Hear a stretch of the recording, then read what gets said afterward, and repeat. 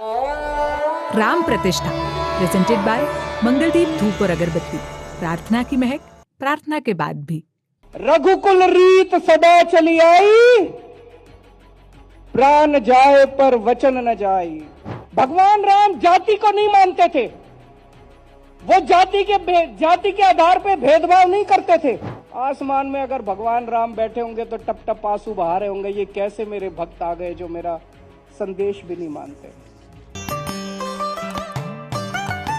मंगलदीप, भगवान से दोस्ती। अभी कुछ दिन पहले 22 जनवरी के दिन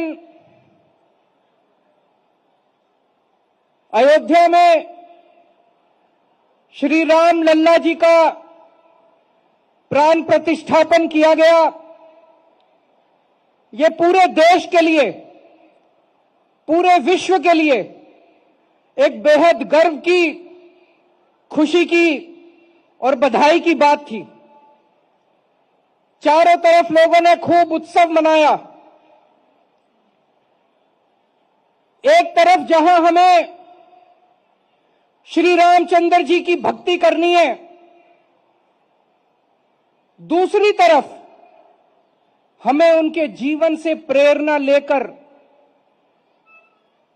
उनके संदेश को अपने जीवन में ढालने की कोशिश करनी है। उनका जीवन बेहद प्रेरणादायी है। तमाम किस्से हैं उनके जीवन से जो हमें संदेश देते हैं त्याग का, बड़े से बड़े त्याग का, प्यार का, मोहब्बत का। हम सब जानते हैं किस तरह से अपने पिताजी के एक आदेश के ऊपर, अपने पिताजी के कहने पे अपना तमाम राजपाट त्याग करके वो वनवास चले गए। कल सुबह भगवान राम का राज्याभिषेक होने वाला था। अयोध्या के अंदर तमाम तैयारियां कर ली गई थी। सभी अयोध्यावासी हर्षोल्लास में झूम रहे थे। सभी अयोध्यावासी बहुत खुश थे कि कल सुबह भगवान राम अयोध्या के राजा बनेंगे। सब लोग तैयार थे। अचानक शाम के वक्त भगवान राम के पास संदेशा आता है कि दशरथ जी आपको अपने कमरे में बुला रहे हैं। भगवान राम दशरथ जी के कमरे में जाते हैं। वहां देखते हैं कि दशरथ जी बहुत दुखी मन से बैठे हैं। माता कैकेयी उनके पास है। कमरे में घुसने के बाद माता कैकेयी उनको बोलती है कि महाराज ने मुझे 2 वर दिए हैं और मैंने उनसे वो दोनों वर मांगे हैं। पहला वर कि भगवान राम को 14 वर्ष के लिए वनवास जाना होगा और दूसरा वर कि उनकी जगह भरत को अयोध्या का राजा बनाया जाएगा। मैं सोच रहा था कि अगर आज का परिप्रेक्ष्य होता, आज का माहौल होता, पूरे अयोध्यावासी भगवान राम के साथ थे, पूरे अयोध्यावासी भगवान राम को प्यार करते थे। अगर भगवान राम कहते मैं नहीं मानता, पूरी अयोध्या भगवान राम के साथ खड़ी होती। लेकिन भगवान राम तो भगवान थे। उन्हें किसी राजपाट से मोह नहीं था।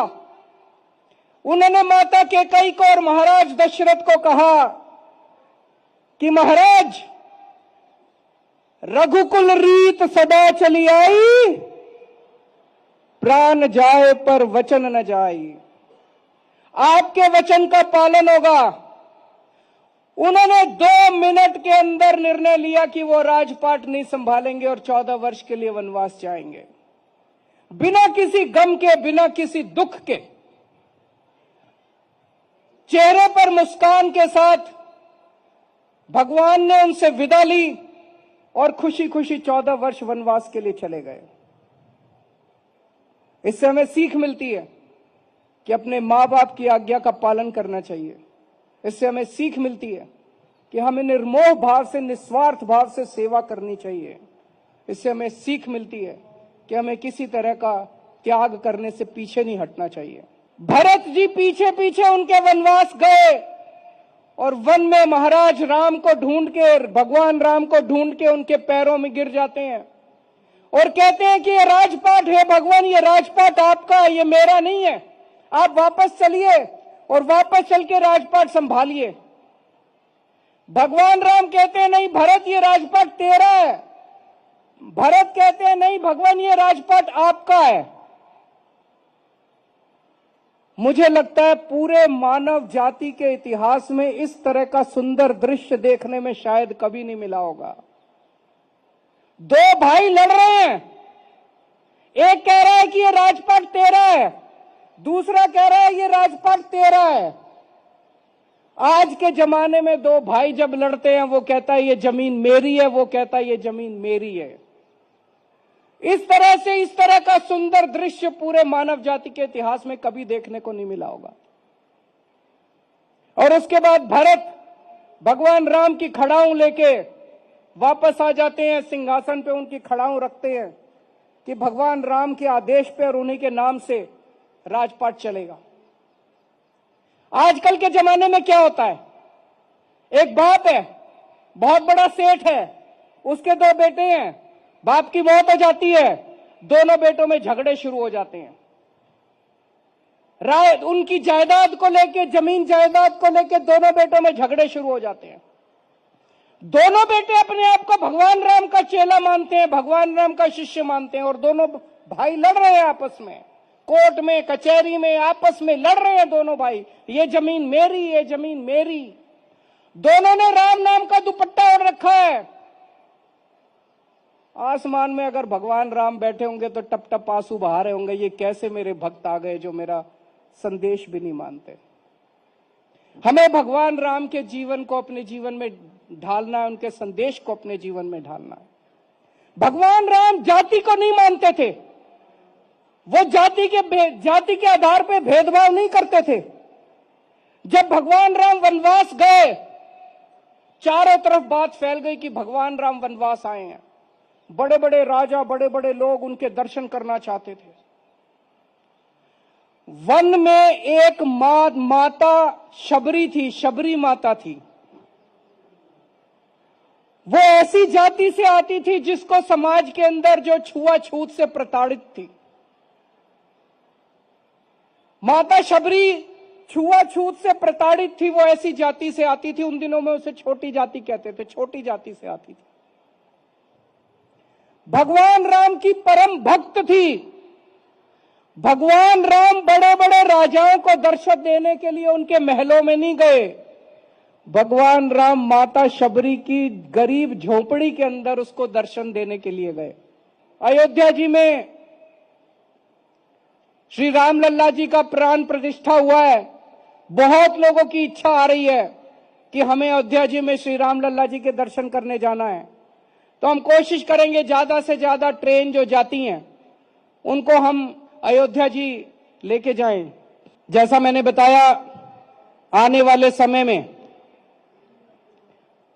हम कोशिश करेंगे ज्यादा से ज्यादा लोगों को अयोध्या जी में दर्शन कराने के लिए लेके जाने की।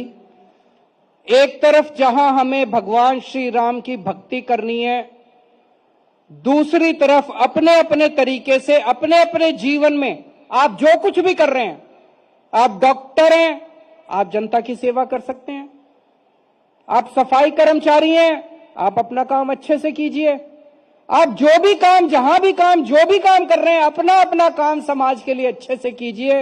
हमें मेहनत से, ईमानदारी से, देशभक्ति से काम करना है, समाज के लिए काम करना है और साथ साथ भगवान राम की भक्ति करनी है। मुझे पूरा यकीन है कि अगर हम भगवान राम के बताए हुए रास्ते पे चलेंगे तो भारत को दुनिया का नंबर 1 देश बनाने से इस दुनिया की कोई ताकत नहीं रोक सकती।